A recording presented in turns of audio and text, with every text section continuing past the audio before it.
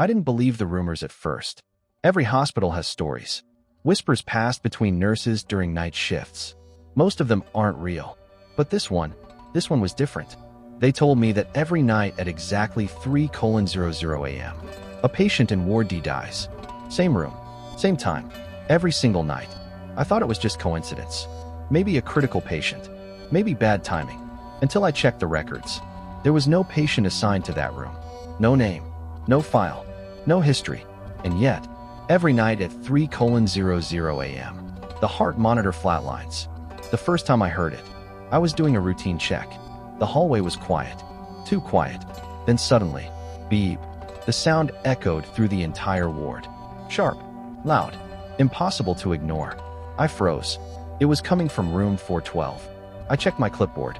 Room 412 was empty. At least, it was supposed to be. I told myself not to go in. But something about that sound pulled me closer. Step by step, the noise got louder. Beep. Like it was calling me. I reached the door. My hand hesitated on the handle. The sound suddenly stopped. Silence. Complete silence. I pushed the door open. The room was dark. Empty. No patient. No machines running. Nothing. I let out a breath I didn't realize I was holding. Maybe it was just a glitch. Maybe the rumors were wrong. I turned to leave. And that's when I heard it. Soft. Weak. Right behind me. Beep. Beep. Beep. I slowly turned around. The heart monitor was on, and the bed was no longer empty. I didn't tell anyone about what I saw that night, because I wasn't even sure it was real. Maybe I was tired. Maybe my mind was playing tricks on me. That's what I kept telling myself. So the next night, I came back. Same shift, same hallway, and I waited. 2:58 a.m. Nothing. 2:59 a.m. Still nothing. Then, beep. Exactly 3 a.m. The same sound. Louder this time. Sharper. Like it was closer. I didn't hesitate. I ran straight to room 412. My heart was pounding. My hands were shaking. But this time, I forced myself to look. The door was already open. The lights were on. And the patient was there, lying on the bed, completely still. The monitor screaming beside them. Flatline. Dead. Just like last night. I stepped closer. Slowly. Carefully. I needed to see the face. I needed to know if it was real. But before I could reach the bed, the monitor suddenly changed. From a flatline to a heartbeat. Beep, beep, beep. My entire body froze. Because the patient was breathing again. Like nothing had happened.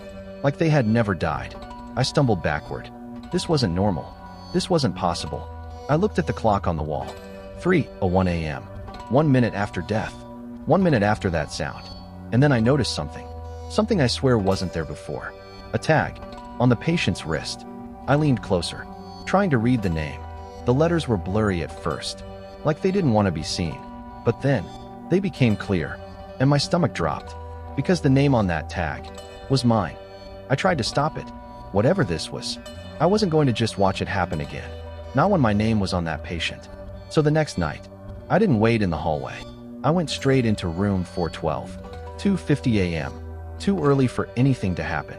The room was empty. No patient. No machines running. Just silence. I locked the door behind me. If the loop needed this room, then I would break it here. I stayed there, watching the clock, listening to every sound. 2:58 a.m. Nothing. 2:59 a.m. Still nothing. Then, the lights flickered. Once. Twice. And then everything went dark. I couldn't see anything, but I could hear it. A faint sound. Right behind me. Beep. My heart stopped. I turned around slowly.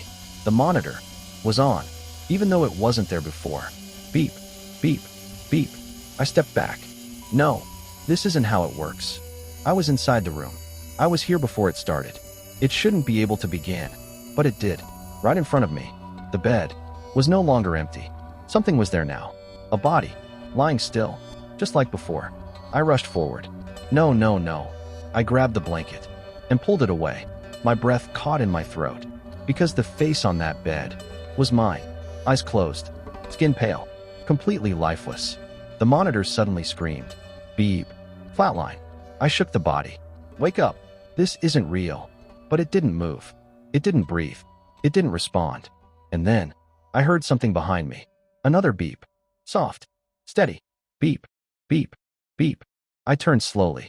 My vision blurred, because now, I was standing next to the bed, looking down at myself.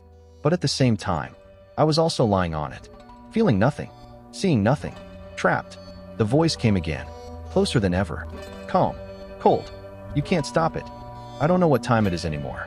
The clock still says 2:58 a.m., but it's been hours, or maybe days. I can't tell. Every time I look away, it resets. 2:58, 2:58, 2:58, over and over again. I tried leaving the room. I ran down the hallway, past Ward D, past the nurse's station, but every door I opened led me back to room 412, like the hospital was folding in on itself, like there was no outside anymore. Just this place, just this moment. I tried calling for help. My radio still works, but every time I speak, I hear it repeat back to me. Not delayed, not distorted, perfect. Like something is learning my voice, getting better at it, becoming me. And then it started happening faster. The loop. Before, it was once a night. Then, every few minutes. Now, it doesn't even wait. I see it happen again and again. The body on the bed. My body. Dying. Flatline. Reset. Alive again. Then dead. Then alive. Then dead. Over and over. I tried closing my eyes. But that didn't help. Because I could still see it. Like it was burned into my mind. And then, something changed.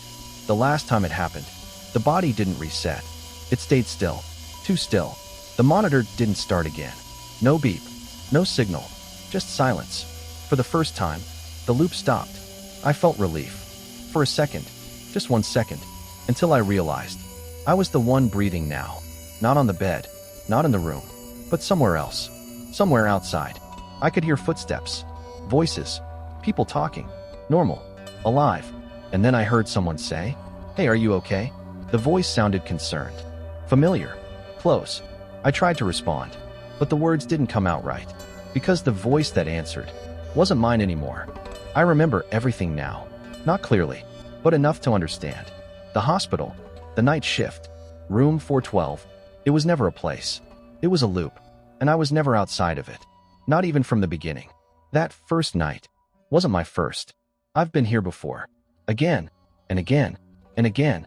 Every time, I hear the same story, the same warning, the same sound, beep. And every time, I think I can stop it. I think I'm different.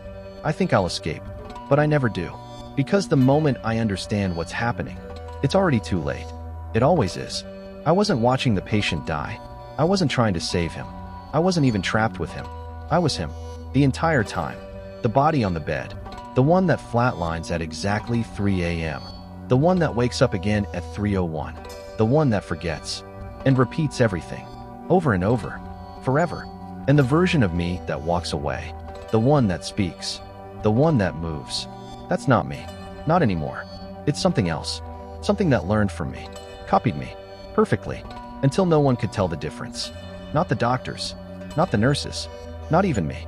And now, it's out there. Living my life. Talking to people. Smiling like everything is normal. While I stay here. On this bed. Waiting for the next 3 a.m. Waiting to die again. Waiting to forget again. And somewhere, right now, someone just heard the monitor flatline. Someone is walking toward this room. Curious. Confused. Just like I was. And when they open the door, they'll see me. Lying here. Not moving. Not breathing. And they'll think they can stop it. Don't forget to like and subscribe for more exciting horror stories.